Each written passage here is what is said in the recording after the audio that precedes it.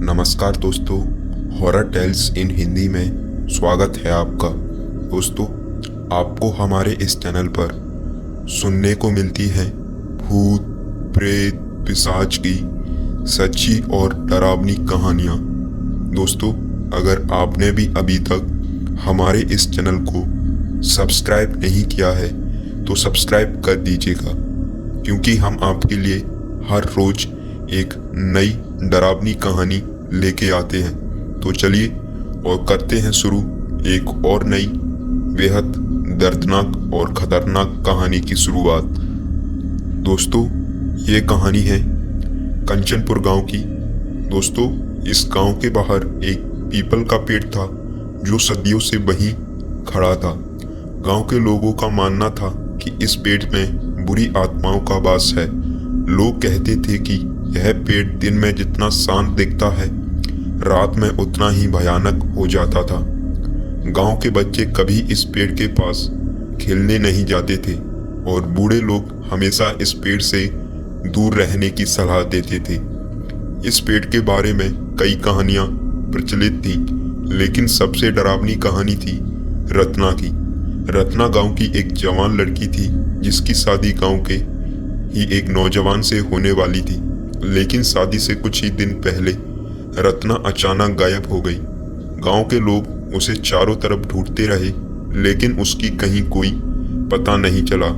कुछ दिन बाद एक रात गांव के कुछ लोगों ने देखा कि रत्ना उसी पीपल के पेड़ के पास खड़ी है, लेकिन उसका चेहरा अजीब था और उसकी आंखें सुर्ख लाल थी और उसके होठों पर एक खौफनाक मुस्कान थी।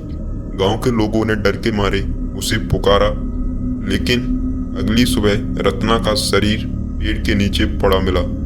उसका चेहरा बुरी तरह से विकृत था। तब से गांव में यह मान्यता फैल गई है कि रत्ना की आत्मा इस पेड़ में समा गई है और वह हर रात इस पेड़ के आसपास मंडराती है।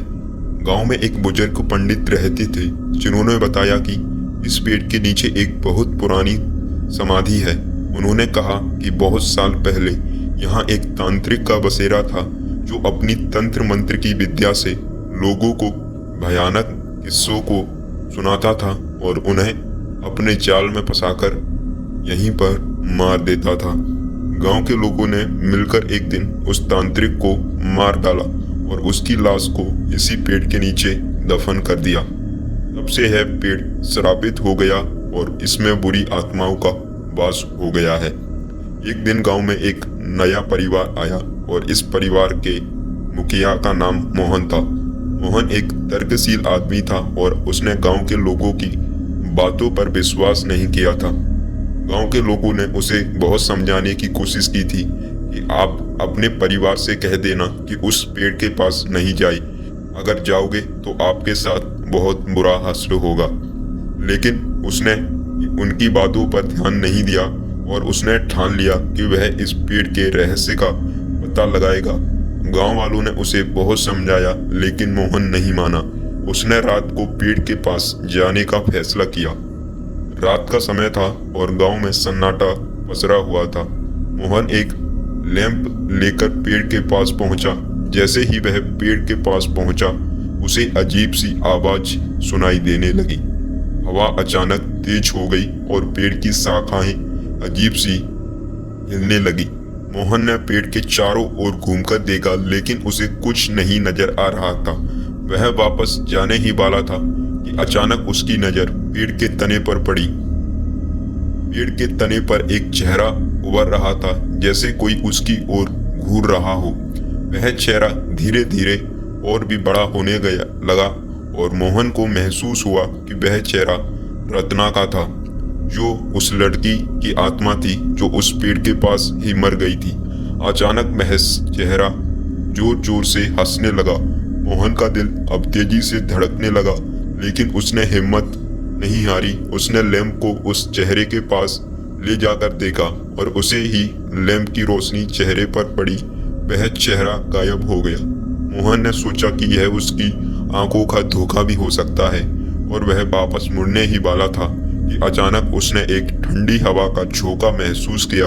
वह मुड़ा तो देखा कि उसके पीछे वही रत्ना की आत्मा खड़ी थी।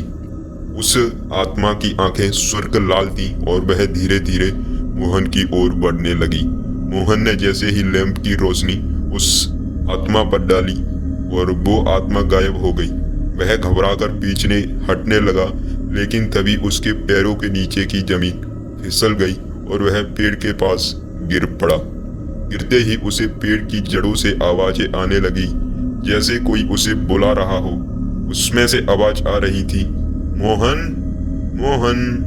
मोहन ने उठने की कोशिश की, लेकिन जैसे ही उसने अपने हाथों को सहरा लिया, उसकी उंगलियां पेड़ की जड़ों में उलझ गई। वह जितना छूटने की कोशिश कर रहा था, जड़ें उतनी ही कसती जा रही थी। वह समझ गया कि अब वह पूरी तरह से फंस चुका है। तभी उसे एक भयानक चीख सुनाई दी। वह चीख रत्ना की चीख थी।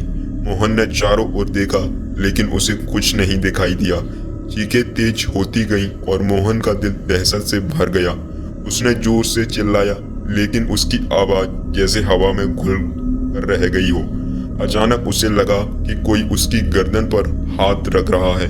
उसने मुड़कर देखा तो उसे रत्ना की आत्मा सामने खड़ी मिली। उसकी आंखें अब और भी सुर्ख लाल हो गई थी और उसके होठों पर एक खौफनाक मुस्कान थी। साई ने मोहन से कहा कि तुझे यहाँ पर नहीं आना था, और जोर जोर से चीखने लगी और उसकी गर्दन को जोर से पकड़ लिया। और मोहन ने महसूस किया कि उसकी सांसें रुकने लगी हैं। उसने छूटने की कोशिश की और उस साई से कहा, मुझे जाने दो, मैंने कुछ नहीं किया है, मुझे माफ कर दो। लेकिन वह साई की पकड़ से नहीं छूट पा रहा था और उस साई में बिल्कुल भी दया नहीं थी।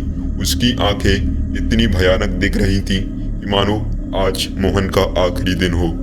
और उसके सामने जैसे ही अंधेरा छा गया, अचानक सब कुछ शांत हो गया। अगली सुबह गांव के लोग मोहन को ढूंढने निकले। उन्होंने उसे पीपल के पेड़ के नीचे बेहोश पाया। उसकी हालत बहुत खराब थी। उसके चेहरे पर खरोंचें थी और उसका शरीर ठंडा था। उसे जैसे तैसे होश में लाया गया, लेकिन मोहन की आंखों में अजीब सा डर था।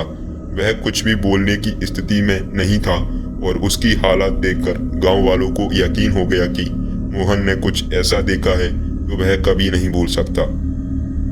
उस दिन के बाद मोहन कभी भी ठीक नहीं हो पाया और एक गहरे सदमे में चला गया। वह अक्सर रातों को चीखते हुए जाता और कहता कि रत्ना और वह साया उसे बुला रहे हो। गांव के लोगों ने उसे समझाने की कोशिश की, लेकिन मोहन की हालत दिन ब दिन बिगड़ती गई। कुछ महीनों बाद एक ऐसी घटना घटित हुई गांव में, जो कि गांव वालों को और भी दहशत में डाल गई। एक दिन जब वो एक गांव का लड़का उसी पीपल के पेड़ से गुजर रहा था, उसे वहां पर मोहन का भी उसी पेड़ के नीचे मृत शरीर पाया। उसके चेहरे पर वही खौफनाक मुस्कान थी जो रत्ना के चेहरे पर थी। गांव के लोग अब उस पेड़ के पास जाने से भी बहुत डरते थे। उन्होंने वहां एक तांत्रिक को बुलाया, जिसने उस पेड़ के पास कई दिनों तक पूजा पाठ किया, लेकिन कोई भी उस पेड़ के भूतिया प्रभाव को खत्म नहीं कर सका। तब से गांव के लोग मानते हैं कि उस पीपल के पेड़ में बुरी आत्माओं का वास है और जो भी वहां पर जाता है उसकी मौत हमेशा के लिए हो जाती है। उस दिन के बाद से वह पीपल का पेड़ गांव का सबसे बड़ा रहस्य और एक डरावनी छवि बन गई थी। जो भी उस पेड़ के पास जाने की हिम्मत करता है वह कभी वापस नहीं आता है। कहते हैं कि उस पेड़ के नीचे तांत्रिक की आत्मा अब भी अपने श्राप को पूरा कर रही है और वह हर उस आत्मा को अपने बस में कर लेती है जो उसकी शांति भंग करने की कोशिश करती है। गांव के लोग अब भी उस पेड़ से दूर रहते हैं और रात के समय कोई भी उस दिशा में जाने की हिम्मत नहीं करता। उस पेड़ की शाखाएं अब भी अंधेरे में लहराती हैं और उसकी पत्तियों से अजीब सी आवाजें आती हैं, जैसे कि कोई मदद के लिए पुकार रहा हो। उस गांव में कोई नहीं जानता कि उस पेड़ का श्राप कब खत्म होगा या क्या वह कभी खत्म होगा भी या नहीं।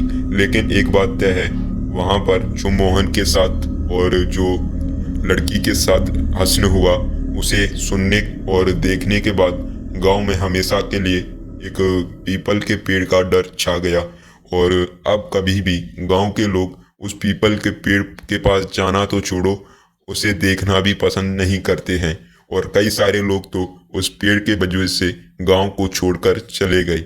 और मान्यता है कि आज भी वहां पर वो मोहन की आत्मा और उस लड़की की आत्मा भटकती है और जो भी उसके पास जाता है उसका भी वही हश्र होता है जो कि मोहन का हुआ था। तो दोस्तों, कैसी लगी आपको कहानी? आई होप आपको अच्छी लगी होगी। तो अगर आपने पूरी कहानी सुनी है तो आप कमेंट में अपना नाम जरूर बताकर जाना कि आप मेरी कहानी कहाँ से और आपका क्या नाम है, जरूर बताना। तो मिलते हैं कल एक नई धमाकेदार और एक और दिलचस्पी और बेहद खतरनाक कहानी के साथ। जब तक के लिए जय हिंद एंड जय भारत।